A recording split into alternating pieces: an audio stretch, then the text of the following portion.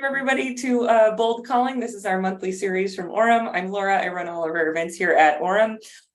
So yeah, just a prompt. We would love to know where in the world you are dialing in from. So let us know in the chat. Oh, we already have a bunch of people. That's fantastic. Love that. Denver, Charleston, SoCal. I'm in San Mateo, NorCal, by the way. Hello.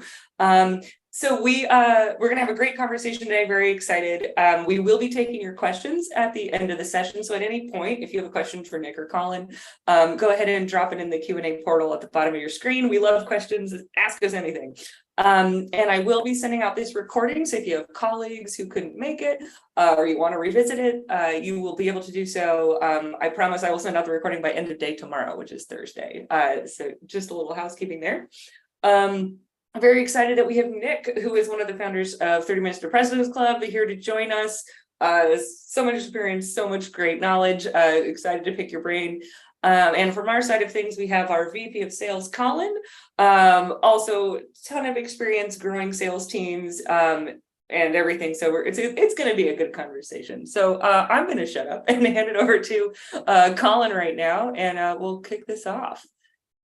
Awesome. Yeah. Laura, thanks so much for kicking this off here, for all the logistics, helping get all these amazing people here with us live today, Nick. Freaking awesome. We got a crowd here showing up. Absolutely. And Nick, thank you as well. Excited for this topic today, the future of outbound sales. I guess let's just kick it off on that note, Nick. Like, what's your opinion? Where do you think the future of outbound sales is going? What's sticking around? What's changing? What are you seeing? You know, you and I were talking about this a little bit on the prep call, where I feel like particularly the last 7-8 months, there has been so much noise in the marketplace that frankly is a distraction for salespeople. The economy is really tough. Deals are slipping. I can't book meetings via Outbound. I've got this new generative AI, ChatGPT. It can do all of my work for me. People don't pick up the phone. People aren't in the office anymore. People are back in the office. What am I supposed to do? And I think there are so many distractions available to salespeople, and there are so many shiny objects that it gets really easy to take your eye off the ball on executing on the stuff that does work. And I'm not saying neglect new technology or neglect learning other ways to generate pipeline. I'm seeing more salespeople use stuff like Twitter for prospecting, for example. But I think you and I were talking earlier, cold calling ain't going away, Colin. But I do believe with some of the new technology out there, particularly some of this generative AI, it is imperative that you as a salesperson, when you connect with a prospect, whether that is on a cold email, whether that is a cold call, whether it is a meeting that you have with a customer, that you make it extremely clear to them that you are indeed a real human being. On a cold call, if you are most prospects, when they pick up your call, they lump you in with the used car warranty or student loan debt refinance people. And most of the folks on here, I think, are making real professional targeted cold calls. And you've got to find a way, particularly with the new tech now, to differentiate from those folks. And I think we'll talk about some things that we can do related to that. But making it clear that you are indeed a real human extends beyond just a cold call. I also think in that first meeting that you have with a prospect, if you're showing up and you're not bringing an energy that makes this person say, oh, this person is different than most of the sellers I've met with, you're dead in the water. One of my core beliefs, and then I'll shut up because I'm going on a ramble here, is you can't be perceived to be better until you're first perceived to be different. And I think that is going to be one of the most true things for sellers right now, is you've got to find ways to distinguish yourself from, frankly, all of the mediocre salespeople out there. Yeah, no, Nick, I mean, you nailed it, right? I think the way we put it when we were talking before is you have to reaffirm your humanity. And I know you had a great post on LinkedIn. I think even when we were publishing this webinar, just around some, like a tactical example of some of the openers, and just add some data to the point Nick is making here, right? Like a recent Crunchbase study showed that 57% of executive decision makers prefer live conversations over the phone as a preferred channel of outreach, right? And so, whether it's phone, especially in email these days, or on social, right, with ChatGPT and how easy it is to write messages and automate messaging. Like, how are you cutting through the noise, as we like to say? Nick, I know you had a great tactical example of ways that you just reaffirm your humanity right up front. Yeah. So I have recently changed the way that I open my cold calls. Folks, let me know in the chat. Put a 1 in the chat if you're familiar with the concept of a permission-based opener. Okay, we got a couple people that are familiar with the permission-based opener. So the way that I started my career, I would cold call Colin and he would pick up the phone and he would go, hello? And I would say, Colin, this is Nick Cegelski with 30 Minutes to President's Club. Look, I know you didn't expect me to call you this afternoon. Do you mind if I take 1 minute? I'll tell you why I called you specifically, and then you can tell me whether or not it makes sense for us to chat. Does that sound fair? That was my bread and butter, man. That was like how I opened every single cold call that I made. And I had a lot of success with it. And recently, I have seen my success rate plummet. And I think it is because there is this proliferation of really crummy automated outreach where that opener is great in that I'm acknowledging it's a cold call. I'm giving the other person some control, which actually makes them stay on the line. And it earns me the right to give my pitch. But where it fails is it does not distinguish me from the car warranty people, the student loan debt refinancers. And you've got to put yourself in the shoes of the prospect that they think you're one of those people, first of all, because most calls folks get are those. And they're also worried that, like, is this dude a scammer? That stuff happens also. And so I shifted it. And what I've started to do is include the trigger, the thing that prompted me to call this person in my opener. So if I sold a product that helped somebody who just launched new product features, I might call Colin, and instead of that normal permission-based opener, my opener might be, Colin, I just read the press release you guys put out about the new product you guys launched. My name's Nick, and I know you didn't expect me to call you this afternoon. Do you mind if I take a minute? I'll tell you why that press release prompted me to call you specifically, and then you can tell me whether or not it's worth us chatting more. And what I've done here is I actually told him the trigger. I know, you don't let your arm get tired holding it up there, Colin. Well, hang up on me just yet, Nick. You got me. No. I'm using the trigger for why I'm calling you in the first place in the opener. And so I'm giving you some context up front while still allowing you to opt in. So that's one of the changes that I've made. And I think sellers have to find ways to infuse that language across everything they do, particularly from a prospecting perspective. I love that, Nick. Yeah, you're reaching out to that person specifically and right up front. You're letting them know, hey, you're not just calling blind here. Because like to your point, people are in fight or flight. Like if you're picking up an unknown number these days, you're really in fight or flight mode, especially, right? Like it's always been something we've talked about in sales training when you cold call, but these days, especially to Nick, to your point, with all the automation, right? You want to make sure, like, is this a human? And not only is this a human, is it a human that I'm willing to hear out further, right? Like my uncertainty has been reduced, my risk reduction has been lowered here to hear them out. And so right up front, you're packing in a reason for reaching out to them specifically, right? Hey, I did my research. I'm calling you specifically because of a certain hook there, a certain reason, which is fantastic, right? I think.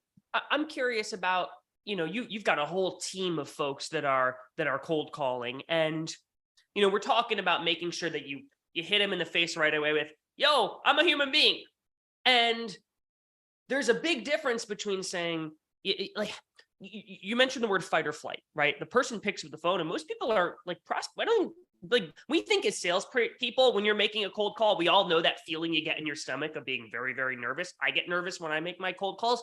But our prospects too they're coming at from a place of like skepticism and fear and like bewilderment. You're interrupting their day when you make a cold call.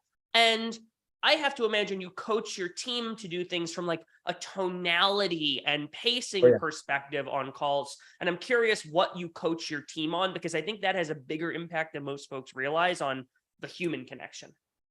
Oh yeah, no, tone is so critical, right? So, I mean, the more you humanize yourself, the better. At the end of the day, you need to be your authentic self, but you got to be exciting to get someone excited, right? You got to have conviction to do any convincing. And so reaching out with conviction of, hey, Nick, I'm calling you specifically. I saw the latest numbers from 30 Minutes to President's Club, and I have a couple ideas on how we can help you expand your advertising revenue or expand your sponsorship revenues. We haven't met before. My name's Colin from Orum, right? And so just if I was calling Nick and trying to offer something within the podcast upfront, that context is key. And something we teach at Orum, and where a lot of, there's always this debate, like, well, should I personalize? Should I be relevant? Should I skip personalization? I mean, we really, this day and age, personalization and relevancy are both important.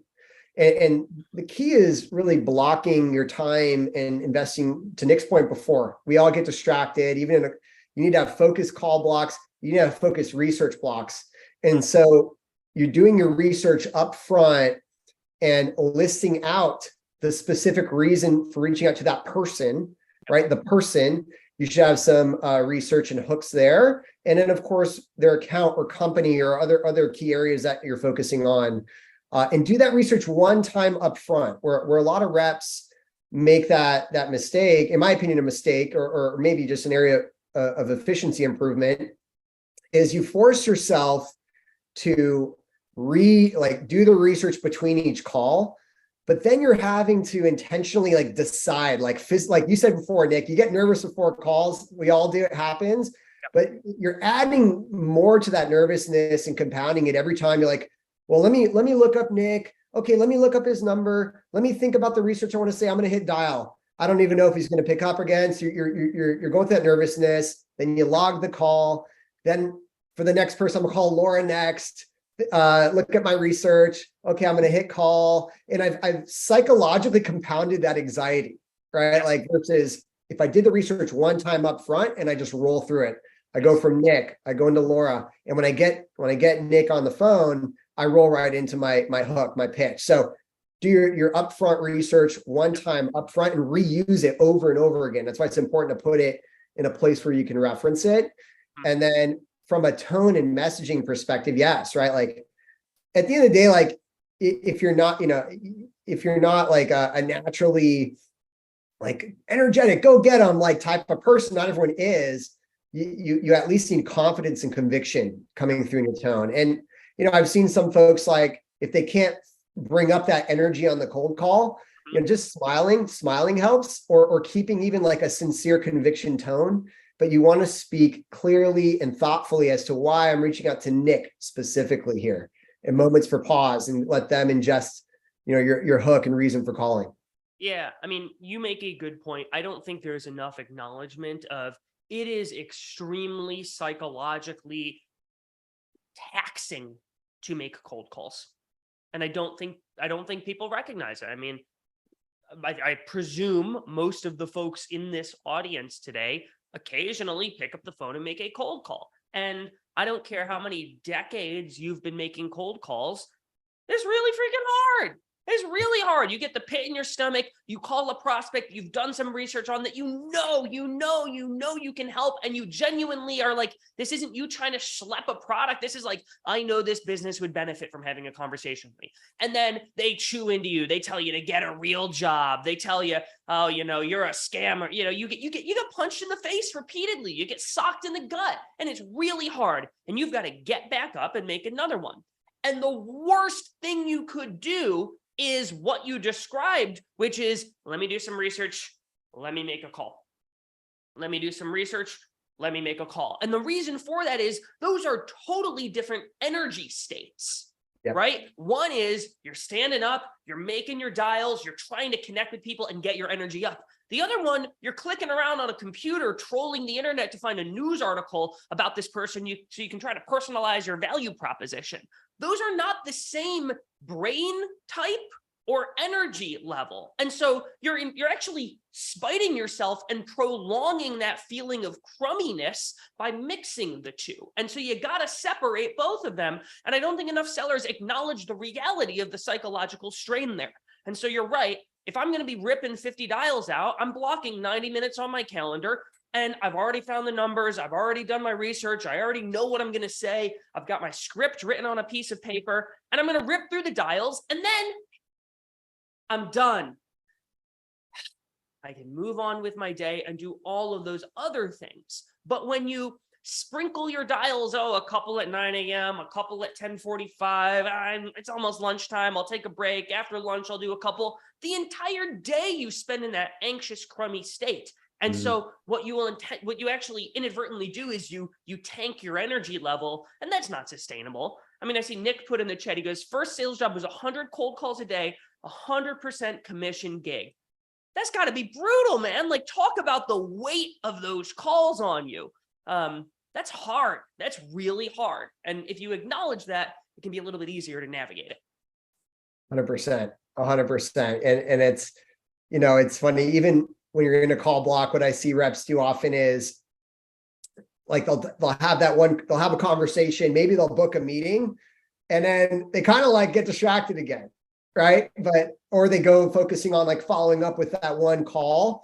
Yep. I would also recommend you do your follow-ups after the call block, yes, because success brings more success. And like when you're on a heater, like you have a great conversation with someone, ideally you book a meeting, or if you're doing a sale or doing a live demo, whatever it is, whatever your next step is from that cold call, maybe it's a fact-finding mission, a sale or discovery or qualification, roll right into the next one. That's another area of improvement. Right, where reps just, it's easy to get distracted in this age of distraction, right? So the future of outbound sales is focusing on yourself and that discipline to stay focused in your call blocks. And there's lots of data out there and technology to help prescribe when you should have your call block and help keep you focused and turn off your other apps. I had to mute Slack for this webinar, right? I can't have my people pinging me here while I'm in a live conversation with Nick. So you got to be intentional there. Colin, you said something there also about like eliminating distraction. And I mean, the topic is like the future of outbound sales. And so I guess we should talk about that a little bit. And Sure. I actually think eliminating distraction on focusing on stuff that actually moves the needle is going to be the future of not just outbound sales, but all sales. I believe that, you look at your average salesperson, they've got 432 different distractions available to them in any given day. I could spend endless time researching a prospect, endless time. I could go view a bunch of people's LinkedIn profiles so that this CRO gets a notification that Nick looked at my profile. That counts as a prospecting activity, right? I've got to prepare proposals. I've got to update my CRM. I've got to prepare my forecast. There's a new product our team is launching, and so I got to learn how I'm going to sell that. I've got a bunch of emails I need to reply to. I have a family. I've got a life. I'm trying to work out. There's so much noise out there, and it can be really, really easy to fill your day as a salesperson doing things that keep you busy, but don't necessarily move the needle. And I would encourage, my high school wrestling coach would always tell us this story about this concept called blinders on, which is the idea of, if you've ever gone to a horse race, which I don't really go to, they put blinders on these horses so that they don't get distracted. Yes, so they don't get distracted by the horses next to them, and they just focus on running forward and trying to win the race. And I would encourage salespeople to do the same thing. Your blinders should be focused on just two things: creating a new pipeline and advancing current pipeline. And if you can distill your focus to those two things, you will accomplish the job. And all of the other stuff, you'll find a way to get it done. But it's really easy to get distracted by things that feel productive. And so one example, like I could spend the entire day processing my inbox and just replying to emails and going back and forth on emails. And one of the things that I've learned recently is like, okay, we talked about injecting humanity. We've talked about making great use of our time. If I get an email from a customer saying, Nick, I've got 6 questions about your product. Here they are. Can you help me out with them? I could spend 90 minutes replying to that email. And then they'll respond back and say, I didn't understand this point. Can you help clarify? And we'll go back and forth and back and forth. Alternatively, I could pick up the phone and I could say, hey, Colin, I just got your email. It sounds like you got a couple questions about the product. Can I help you out? Boom. 15 minutes later, Colin understands so much more. And I just gave myself an hour back in the day. And so I think one of the other elements of the future of outbound sales is getting the most juice for your squeeze and actually being effective with your time, not just filling up your time. And so to that end, a question that I have for you, Colin, is it's about the idea of the law of diminishing returns. And I know your team is making a lot of cold calls. You guys are a cold call. I mean, you guys do a lot of cold calling. At what point do you say, I've called this person 5 times, or I've called them 10 times, or I've called them 115 times? At what point do you say, hey, I might move on from this prospect. I might email them instead. I might just not even go after this account. Like, at what point do you say, hey, this is an inefficient use of my time to keep going after the same prospect or account and move on elsewhere? Yeah. So I mean, we've got sequences that'll last just over 2 weeks for any net new contact, right? So the person. Yeah. And so we'll take them through this 2 week kind of sprint, but then we have a long tail of follow-up, one-off tasks, one-off calls that we make to them. And they go through this kind of cooling period, and then we cycle them back into the top of funnel, especially if it's a target top account, because look, in 2 weeks, somebody could be on vacation. They could be heads down with some initiatives. They could be busy.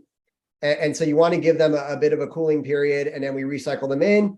And so we're not just calling, we're hitting them on multiple channels, right? Which is what we recommend. Even though we are a live conversation platform, we're focusing all of our energy and efforts on the phone and enabling for live conversations with fellow humans at Orum.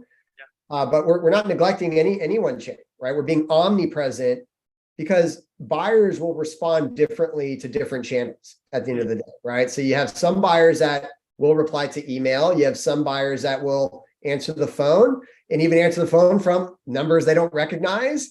And you have buyers that will respond to Twitter or LinkedIn messages, or even direct mail, right? If it's a target account, and cutting through the noise that way. So we're not neglecting any one channel. We have like anecdotal stories internally of someone booking a meeting on the 100th dial, for that specific person in the long tail of call tasks.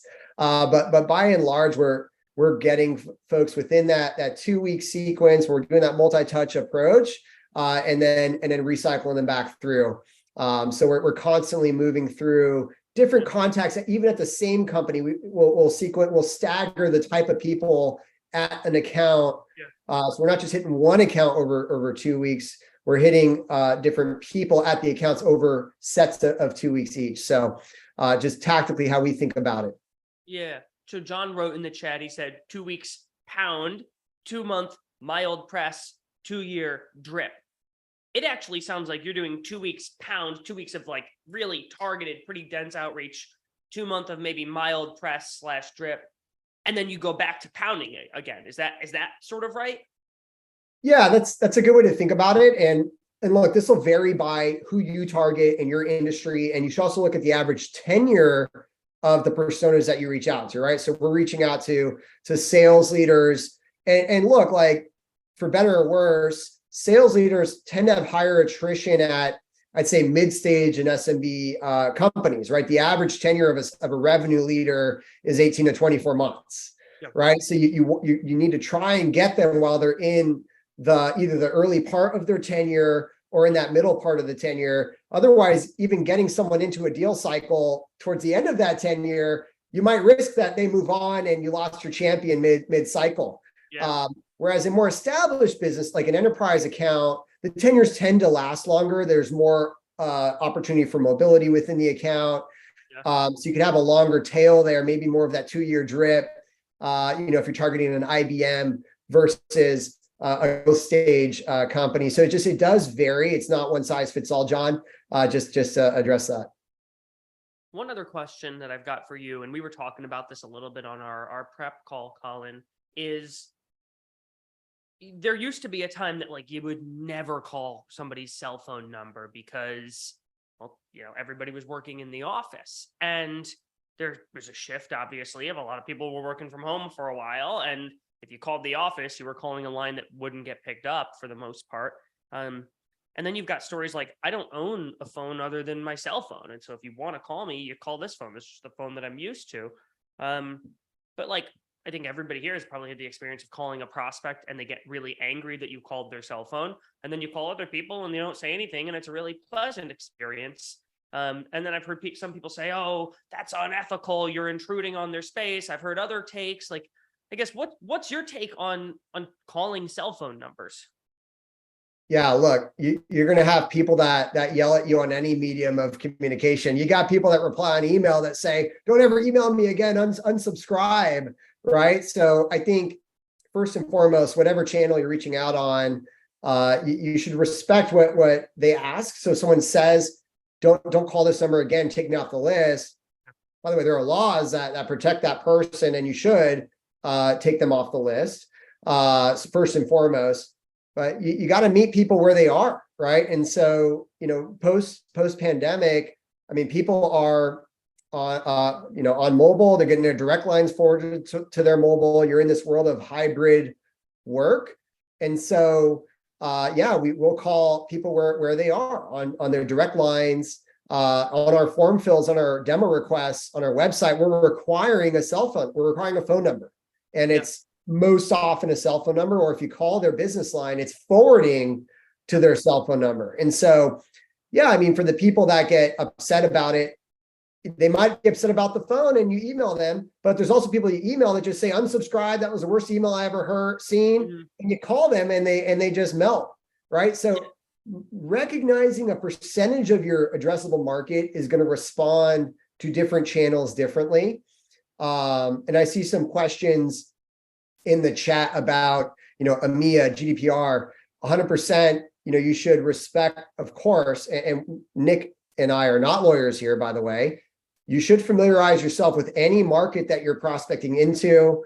There are laws that protect consumers, which differ from when you're doing business to business outreach. They could vary by country or region, just like an emailing, like Canada has a big, email protection act.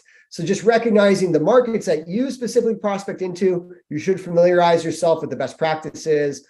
So we're not here to advocate or provide any legal advice, but just from a best practices perspective, if someone's asking you to remove them from the list, 100% you should. You should absolutely do that. Yeah, I'm curious, Colin. You're onboarding lots of salespeople at your organization, and my guess is you've got sellers who come in with misconceptions about cold calling, whether it's from like a legality or an effectiveness or a tactical how to actually execute on the cold call perspective. I'm curious, what do you think are some of the biggest misconceptions or maybe even limiting beliefs sellers have about cold calling that you try to disavow them of? Yeah, I think a limiting belief is, calling's inefficient. Calling doesn't work for me. It's funny. We call people and, and we sell a phone platform, a phone system, what we call a live conversation platform. And it's really the smartest phone system for salespeople. And when we get folks on the phone and we're pitching them, we're explaining to them what we do and why we think we can help them specifically, we get this objection from them. "Well, the phone doesn't work." And, well, how do you think I connected with you right now? Would you consider this conversation not valuable? You shared with me your current tech stack, some of the initiatives. How would you feel if your reps were having conversations like this every single day and multiple conversations and it kind of disarms it. They have a little bit of cognitive dissonance. Yeah. But it's interesting. There's been this kind of belief that the phone got inefficient. And that's really just from the days of email automation, right? So when email automation came out, you had a whole generation of sales reps getting to the number, booking pipeline, hitting accelerators just off email. And some of them may still do that today, but we've seen the reply rates to email drop and plummet. And it's not meaning to give up email. It just means you need to approach email more thoughtfully, humanize yourself, but not neglect any other channels. We just released a business case, a company called Ramp. They're one of the fastest growing startups in our modern day. And they were an email first, email heavy shop, and went through that motion of like, limiting belief that the phone is inefficient. It doesn't work. Email is working fine, but they saw the email rates start to plummet. People are not replying, and just adapting another channel like the phone. Most people know how to talk to people and use the phone. It was easier for them to rebuild that muscle and reinvigorate. So I'd say like just belief in the phone first and foremost. Some of the market still has that limiting belief, but we're seeing people, come around. And so that's, I would say, a key point there. But Nick, like, what I think you and I love about sales is that high level of mastery and the fact that you have to constantly refine your craft and practice. And I remember I had spent some time away from the phone, and I started to get my own limiting beliefs when I came back to it. When I came to work here at Orum, I had become a sales leader. I hadn't made a cold call in who knows how long. And when I came back to Orum, I had to make cold calls again. And I had these limiting beliefs like, gosh, do I still got it? Can I still make a cold call? And so just your own internal confidence and conviction, practice. And, I think that's also a common limiting belief, is just your own capability and enablement. But we're just people talking to people because we want to genuinely help them. And this is, what better way to humanize yourself than over the phone? I mean, obviously, best case, you're in person. Second best, maybe over a live Zoom, but phone, you have voice inflection. You can really have the instant, communication. So, well, you make an interesting point there.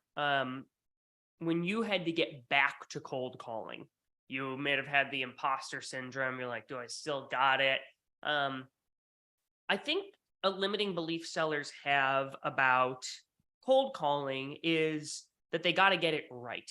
And what I mean by get it right, it means when they make a cold call, they've got to have that perfect opener, the way that Nick said it on the webinar. And when they get hit with an objection, they need the perfect objection response, and their value props got to be dialed in because otherwise they're doing a disservice to the company. And I would actually argue that an imperfect rep is better than no rep at all. Obviously, you want to have some of like the basic best practices. Like, I think if you're new to cold calling, that basic permission-based opener I used in the beginning, like my first year of cold calling, I just used that. And then like that at least got me into conversations. But Colin, my guess is if you and I both got in a room and we made a bunch of cold calls together, you and I would flub our openers. We'd call people by the wrong name because we got confused and we're looking at the wrong screen. We'd like stumble through and screw up words. We'd get hit with, I'm not interested. And we would like freeze because we're like, wait, I know how to handle this. And then they click, they hang up. Like, you're going to screw up. You're going to screw up. But what matters is you're actually picking up the phone and you are making contact. And I think a lot of sellers, they think if I'm not going to be perfect at my cold calling, it's not worth doing at all. And that just isn't the case. You actually are almost better when you're like, I'll never forget. I called a law. I sold to law firms for a very long time. And I called the managing partner of a big law firm. This was a guy that made a couple $1 million a year. Like, he was a big deal. And he answered, and I didn't think he was going to answer. And I was looking at the account name of the law firm rather than his name. And I called him the name of the law firm. I was like, hello, Skadden Arps. And he was like, it was, and I was like, oh my gosh, I'm so embarrassed. I was looking at the wrong screen. And he was like, you're good. And actually we proceeded with the call and ended up booking a meeting. And so it's okay. You're going to screw up, and you're also going to screw up and have bad responses, right? That could have gone really bad. The guy could have been a jerk. I called another lawyer once and I gave him the permission-based opener. His response was, I'm hanging up now. Click. And I was like, oh, that's awkward. You're going to screw up. That's okay. Yeah. So I think that's a limiting belief. And you hit, what's interesting is like the fact that you stumbled in that opener, it's part of that humanizing. Yep. Like it humanized you, right away. The guy had probably got a little bit of empathy for you up front. He's like, hey, I know you're just doing your job. Don't sweat it, Nick. Go ahead and lay it on me. And look, like it's at the end, like I think knowing your metrics it also helps kind of ground you in approaching the phone, really approaching any channel. But at Orum, we set a standard with everybody to say, look, like it's going to take 9 no's to get that one yes, right? For some reason, consistently in my sales career doing B2B prospecting, it's always been you get 9 no's to a yes. Sometimes you're going to get more, and there's your bonus accelerator. Some days you get less, you got to make up for it, but by and large, 9 no's to a yes. And so if you're rolling off some of those rejections, the next one's coming, right? You just knowing your metrics is key, and breaking it down. And just to give folks, some of the key metrics that we track on the phone. We're talking about openers before, right? Nick was sharing that he saw his opener decline. So we would call that your connect to conversation rate. So when you connected with the right person, I got Nick on the phone, and was I able to convert that connection with Nick to a conversation, which at Orum we define as 60 seconds or greater. So you want to start to look at, of course, how many dials it's taking to get a connect with each person, each contact, and then the connect to a conversation. And you want to be able to keep at least half of your connects converting to a conversation. But you'll start to get a sense of the baseline measurement there. And if you see your stats decline, maybe it is time to change that opener. Yeah. Right? Maybe what worked, last quarter isn't working this quarter. Or look at what else might have changed in the variables there, right? And then you start to look at your conversations too, whatever the next outcome is, typically a booked meeting or a follow-up or a qualified account, whatever that measure of success is. So starting to get a sense of your metrics, it will really help you know where you might need to make adjustments to the millimeters there. Yeah, you made an interesting point about 9 no's to 1 yes. And we also talked about like limiting beliefs. One that I had for a long time was like, okay, I get that no, I'm not going to call that person back, like maybe even ever. I'm going to mark them as not interested in the CRM. Like I would call somebody and I'd give the permission-based opener and they'd say, Nick, I can't talk right now. I'm getting ready for a board meeting. Click. And they'd hang up. And I'd be like, oh, shoot, I guess I can't call that person for a while. They're not interested. Well, no, they're not interested. They said they were preparing for a board meeting. And so what I've started to do is I'll actually call those people back a week later, and my opener is informed by what they said. So I call Colin a week later. He doesn't remember me. He was getting ready for a board meeting. We talked for 18 seconds. And I'm going to say, Colin, you and I last spoke on July 12th around 10:30 in the morning. At the time you told me you were getting ready for a board meeting. My name's Nick. Do you mind if I take 1 minute? I'll tell you why I called you back, and then you can tell me whether or not it's worth a chat. And what that does is he's like, oh, wow, this person's persistent. They wrote down the date, the time, exactly what I said. You know what? That guy did call me. I was getting ready for a board meeting. All right, Nick, what's up? Why are you calling me back? Cool. Now that no, it's actually really interesting. You start to accrue all of this like positive, that's better than a total cold call, actually. That's better than your base permission-based opener. And so you'll find that those no's will turn into better yeses. Those 9 no's, you call those 9 people back with an opener like that, you'll actually get a yes out of those too. So I don't know what the right analogy is, but I feel like all of your hard work starts to accrue, and the work that you do on Monday adds to the work that you do on Tuesday, adds to the work that you do on Wednesday, and you start to actually build up a really good sense of your territory and how to start to break into some of these accounts. Nick, I totally agree. We've got an expression at Orum. We call it, you got to get that FU money, that follow-up money, the money from the follow-up. Yeah. And, when we think about, 9 no's to a yes, that's generally cold outbound first connects. It's more rare to book a meeting or get that conversion on that first connect. To your point, Nick, all the data, everything we've looked at across our business, our clients, everything, it's on the follow-up connects that the conversion rate happens. And so, from a tactical perspective, you got to have a way to designate those follow-ups and start to put them into a bucket or a category, right? And so ideally, when you get that first no, you're marking, to your point, you took great notes there, Nick, right? And ideally, in this day and age, you have an AI system that summarizes the call and shows the right disposition for you. Those exist, by the way. And how can I learn more?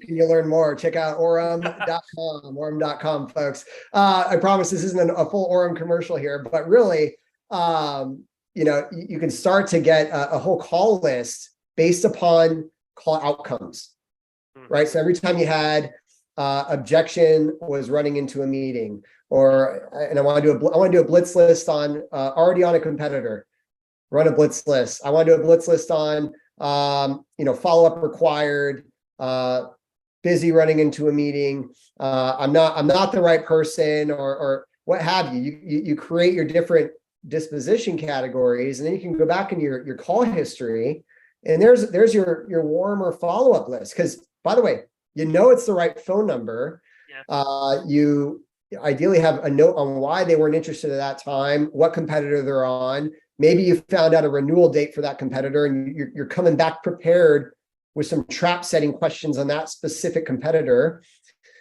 So starting to organize not just that first connect. A lot of people focus outbound on that first connection, but Nick, to the point you made before, it's that the inputs, it's that pleasant, persistent, professional, pleasant persistence.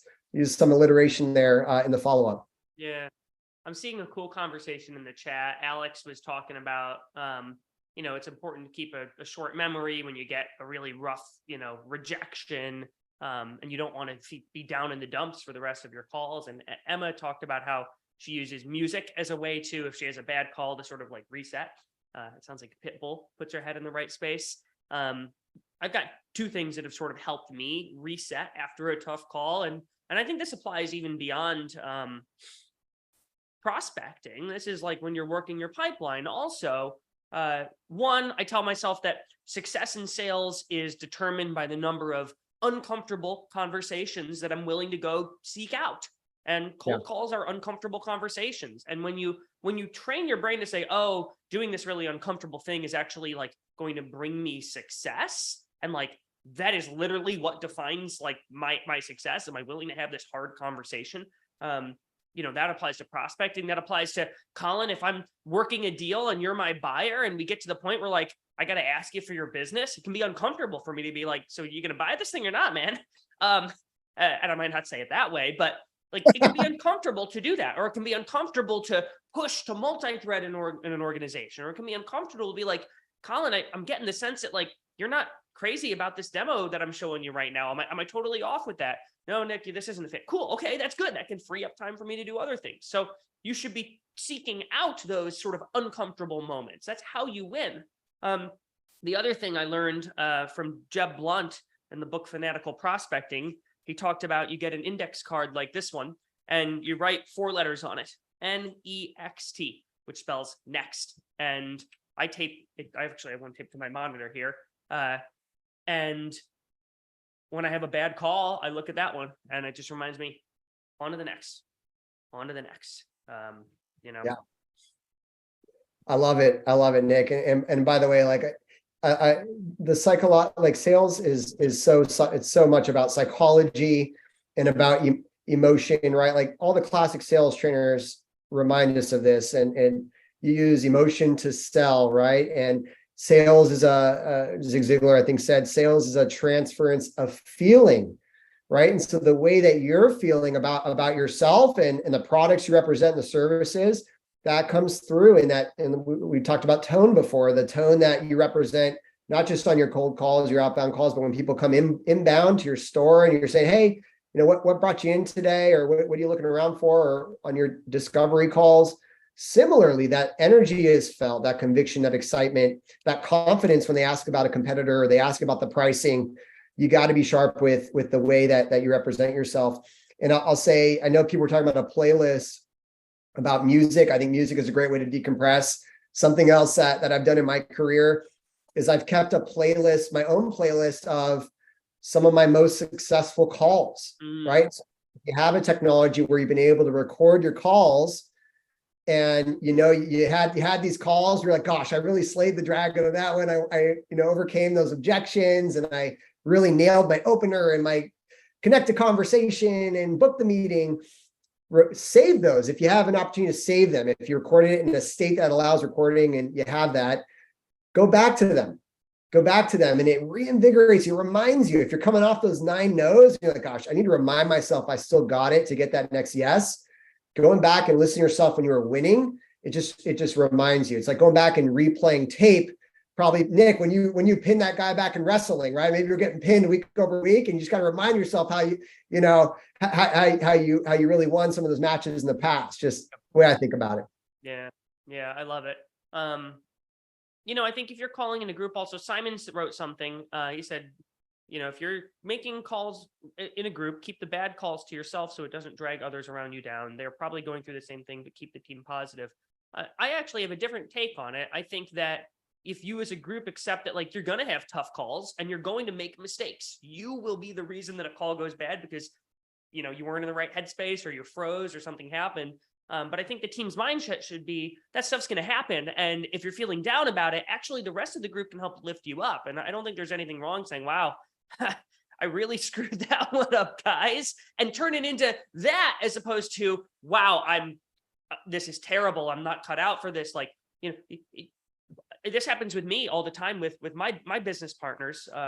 If those of you who listen to 30 Minutes to President's Club, Armand Farouk and I mean, we always are picking the other one up. I'll have a really tough day and he is there to be like, no, man, like, remember when you did this, and this, you make a valuable contribution. And I'll do the same thing for him. I think it's important to support each other from that perspective. I mean, I have the take of, we just talked about success in sales is dictated by the number of uncomfortable conversations you're willing to go out and solicit. And what happens is, frankly, you get bombarded with negativity as a salesperson. You get rejected on the phone. You lose deals because people said, oh, you're too expensive and this competitor is better. And you'll get ghosted by buyers. You'll get your boss mad because you didn't update your CRM. You'll get hit with all sorts of negativity as a seller. And if you think about your like homeostasis of your positivity, you're constantly getting bombarded by stuff that can put you in this state of negative. And so you have to find ways to hit yourself back into positive. And so you might do that by bonding with your teammates and being like, wow, I really crushed that one, supporting each other there. You might do that by joining stuff like this. When you educate yourself and you learn how to upskill in that domain, that feels good. I would imagine most folks here are going to walk away with some stuff that they can put into practice today. And that feels really good. You're excited to go do that. You might choose to, I think Emma wrote, she's listening to Pitbull in between calls. Like, that puts you in a better mind state. And so a recommendation I have for folks is find a couple things that you can do that are positive shifts for your mental perspective, because otherwise you'll get a year and a half into sales and say, this stinks. I don't want to keep doing this. I mean, it's true. I've been there. You've got to find ways to recalibrate and sort of counterbalance the negativity that you're going to get hit with. You will get hit with it. 100% agreed, Nick. And we'll move to Q&A here. And I think just to put a bow on what Nick said, this was shared to me by a mentor, but motivation, you have to treat like bathing. It's recommended daily. You have to find a daily motivation. And that could be referencing back your goals, your why. It could be listening to podcasts. It could be positive music. Everybody has down days, right? We're humans, right? But you have to motivate yourself daily, especially in the career sales, which is so up. It can be a lot of ups and downs. If you're in it long enough, you certainly experience that. So let's keep it more on the up and up and that resilience and that strength that we build. But yeah, Nick, excited to move to the Q&A. This has been awesome. Let's do it. All right. So first question is from Anna Rose. To make the shift, we've got a poll here, right, Laura? I see a poll. It says, yep, would you like to schedule a demo of Orum's AI-powered live conversation platform? Yep.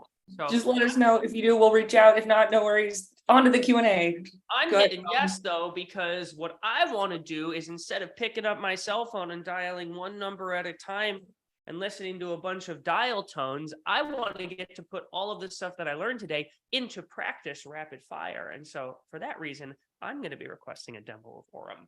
Right. You want the focus call block. You want your script in front of you, all the research. That way you're not having to fumble for things and boom, it's right there. Love it. Awesome. Anna Rose, to make the shift from researching in the moment to researching ahead of time and having the research ready. How do you structure who you are researching when? I have prospects already in sequence. I'm doing that research as I dial. tips on backtracking, getting research on these people already in process. So I'm happy to take this one since it's such a key part of our process. As we're actually prospecting the people, we're getting the research on them. And by the way, one of the key things we do is we send a personalized email with that research. And so I'm doing that step one time. The email I send that has my personalized hook on why I'm reaching out to them specifically becomes the same block of research I use for my cold call hook. Okay, so if it's an inbound marketing campaign or if I'm reaching out for a specific reason to that person, I did that one time when I added the person to the sequence. It went to that sequence email. It's in my prospect research field on my CRM. And so when I have them brought up in the call, it's there. I don't need to go do it again. So do it one time up front where you use it on the email and you use it on the phone. That would be the recommendation, and hopefully that helps. That's a perfect step one. You do the research that informs your email, and then what you wrote there informs what you say on the cold call. For Anna Rose, who's already sort of in flight with her sequence, what I might recommend is block an hour on your calendar, Anna Rose, and just like spend an hour, knock out all the research that you need for those people, log it in your tool that you're keeping track of all this stuff, and then get back to your prospecting. So I would do a one-time cleanup of this stuff and then follow the process Colin recommended going forward. Awesome. Nathan Kalem asked the next question. For me, okay, you have a robust sales team. Can you talk about how you onboard new reps with outbound calling? Do you focus on teaching bite-sized content and then move? So look, I think with any kind of coaching, you focus on parts, right? And understanding, first of all, understand like the person, where are they coming from? Are they coming in with a sales background, a cold calling background?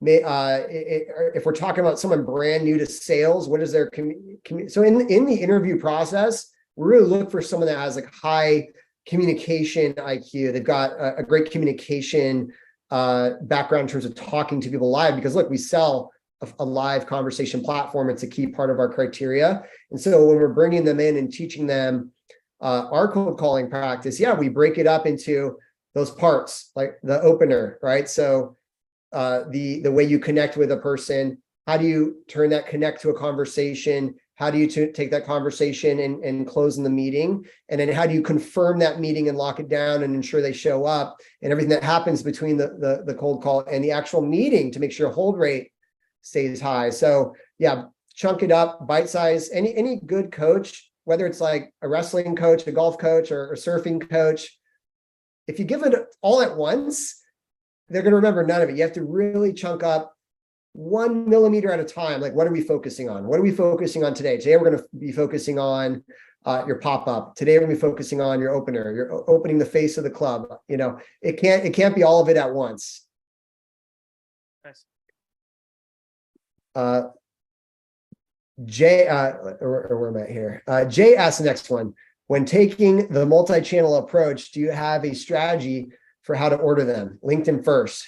Nick, curious what your take is when you're doing a multi-channel kind of outreach.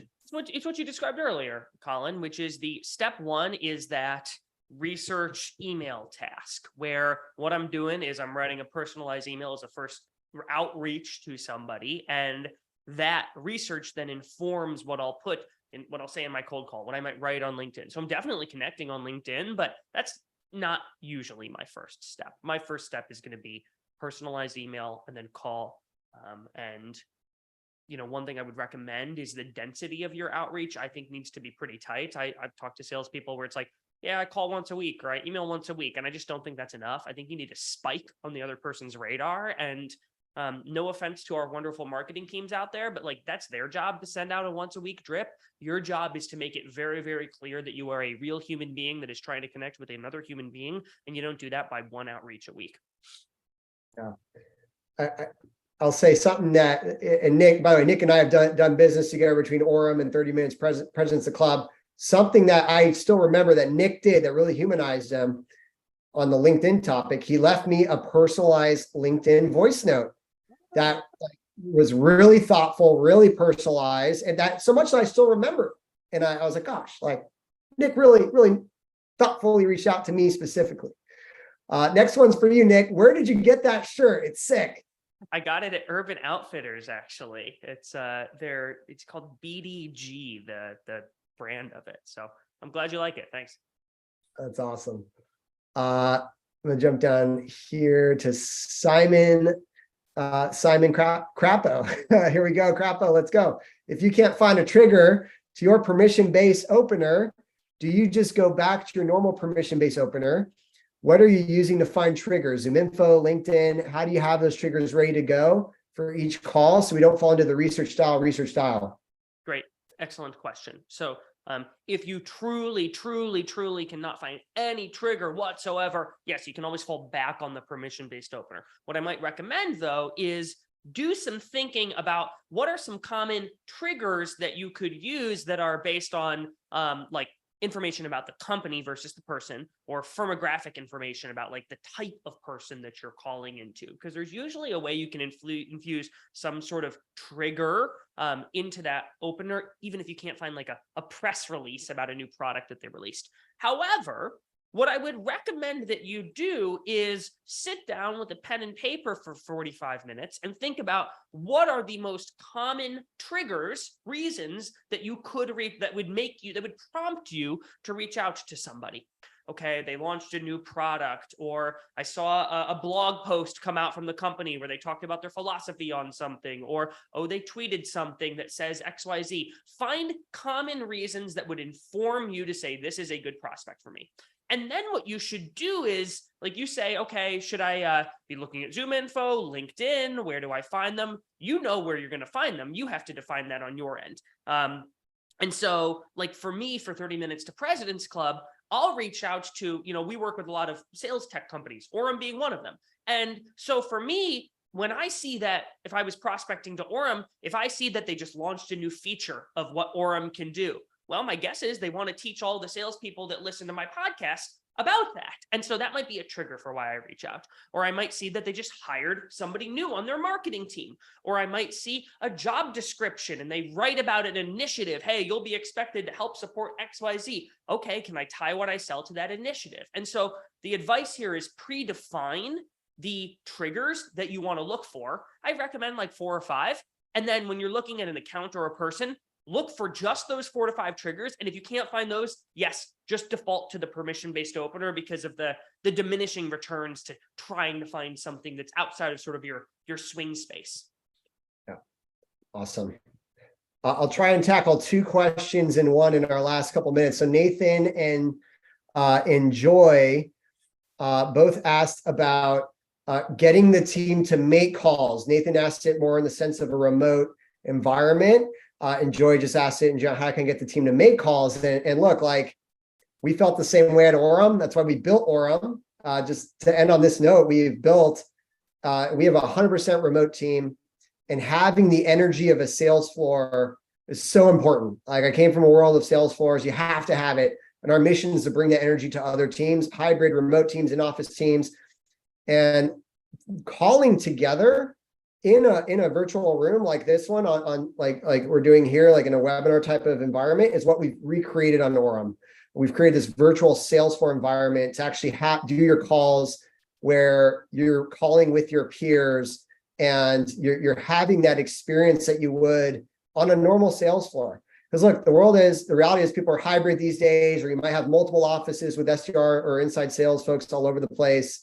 And there's nothing like the feeling of being on a sales floor and calling with your peers and celebrating together and seeing what good looks like live and having that empathy when, you get rejected and other people heard it.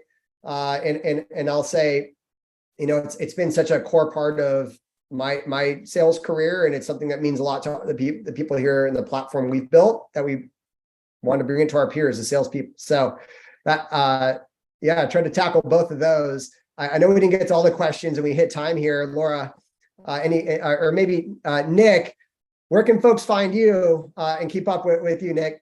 Oh, well, if you haven't checked out 30 Minutes to President's Club, we create a bunch of content for salespeople that is explicitly about stuff that you can either do, say, or write that very day to make a difference in your sales job. So if you're sick of hearing you got to sell value and you've got to have empathy, but not actually hearing how to do it. Hopefully, Colin and I delivered that today, but you might enjoy checking out 30 Minutes to President's Club. Awesome show. Tactical. I recommend it to my people and other folks that asked me where the top shows. So Nick, you guys have really built a great program there. Thank you. Thanks for being on the show with us. As a guest, which was a phenomenal episode. Thank you all so much. I just want to say thank you to Nick and Colin. I dropped some info in the chat for you guys. Thanks for hanging out with us. Yeah, great conversation. Thank you for all the participation, audience, and we hope you have a really great rest of your day. Thanks so much, all. See you all. Thank you, Laura. Thanks, Nick. Thank you, everyone who came live. Awesome. Bye, all. Hey, go get some.